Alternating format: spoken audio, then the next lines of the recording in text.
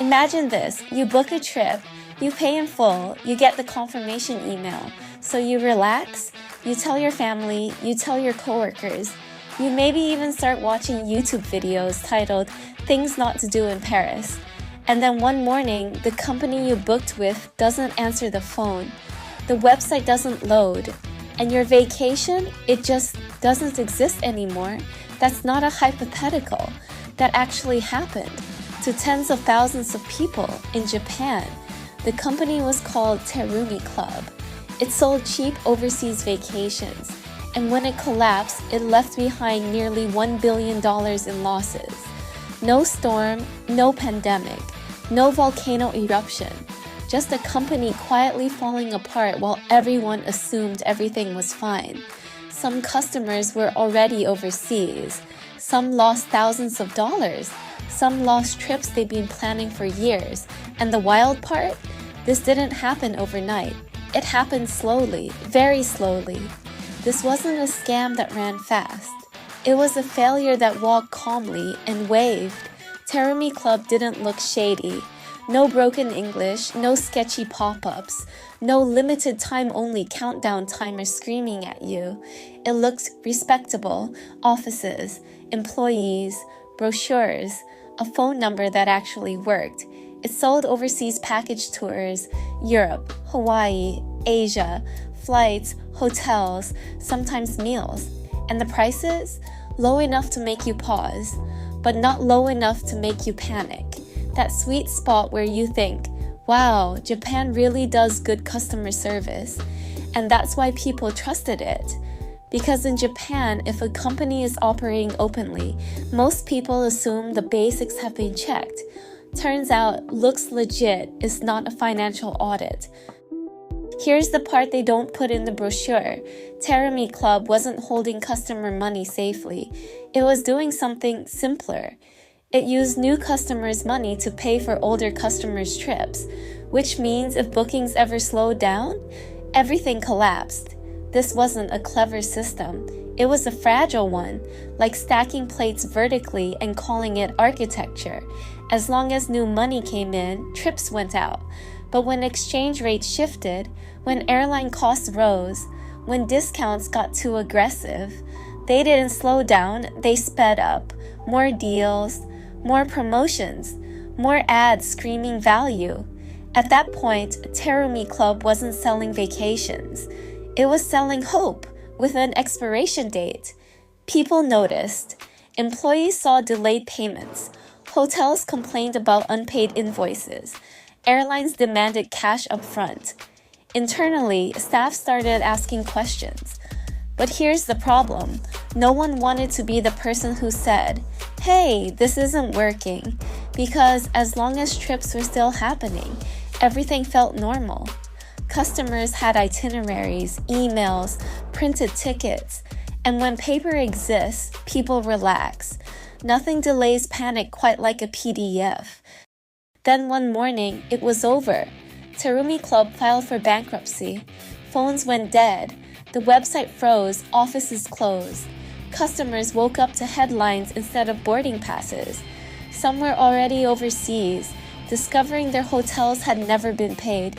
Others realized the money they saved for years, gone. No refunds, no backup plan. It turns out your confirmation email doesn't work as a hotel key. The final numbers were brutal, nearly $1 billion in losses, tens of thousands of victims. And here's the part that made people angrier. This wasn't some mystery criminal mastermind. This was a company that ran out of money and kept pretending it hadn't. This wasn't theft by speed.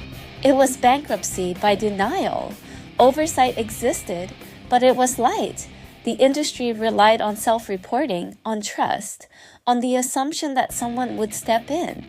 Everyone assumed someone else checked the books. Someone else would notice first. Someone else would pull the emergency brake. No one did. When responsibility is shared by everyone, it belongs to no one. So just when people thought, okay, at least someone is going to explain what happened, Terumi Club holds a press conference, March 27, 2017. Cameras everywhere, reporters ready, and out walks the company's president, Chikako Yamada. This is the moment where you expect words like emergency, mismanagement, or at minimum, we knew this was coming. Instead, she says this: "We were only thinking about surviving. That's it. That's the explanation." Translation: yes, we kept running newspaper ads. Yes, we kept asking for full cash payments. Yes, people were booking trips literally days before the collapse. But don't worry, it wasn't intentional. She insists she never imagined this outcome, even though the company was already buried under about $1.4 billion in debt, which is a bold thing to say while standing in front of reporters who can do basic math. She then casually mentions that the decision to file for bankruptcy made that very morning, as in, people were booking trips while the company was deciding whether to exist. That's not a business plan, that's a coin flip. Then the numbers come out. About 36,000 bookings affected, roughly 80,000 to 90,000 people total. Some already overseas, some about to leave, some finding out from the news. And here's the fun part: the industry safety net, the money meant to protect travelers, capped at about 800,000 USD total, which when divided up means most people get back basically nothing. Congratulations everyone, you're splitting a band-aid. Yamada apologizes, asks people not to travel for their own safety, admits management mistakes, and finally, when asked if this was a bad business decision, she answers, yes, that's it. No dramatic confession, no big reveal, just a quiet admission that trying to survive one more day ended up destroying everything. She didn't say, we meant to do this. She said, we thought tomorrow would fix it, and tomorrow never showed up. And if you thought the nightmare was already over, it wasn't. Amid the chaos, customers began asking a very simple question: what about our return flights? Because remember, a lot of people were already overseas. Hotels were unpaid, tours canceled, and people still needed to go home. So what did Terumi Club's leadership say? They basically shrugged and told customers what no one wants to hear in a crisis. If you have a valid plane ticket already issued, you should be able to use it to fly home. But beyond that, we cannot guarantee anything. In other words, if you are already in the air, good luck making it back without trouble. No backup flights, no company support team. Just the hope that the airline wouldn't turn you away at check-in. For people thousands of miles from home, that wasn't reassurance. That was abandonment with a boarding pass. It's the kind of answer that turns confusion into anger, fast.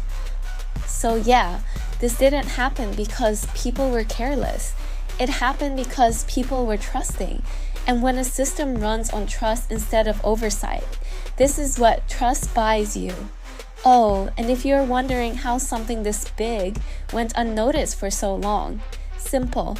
Everyone thought it was someone else's job, which, historically, has never gone wrong.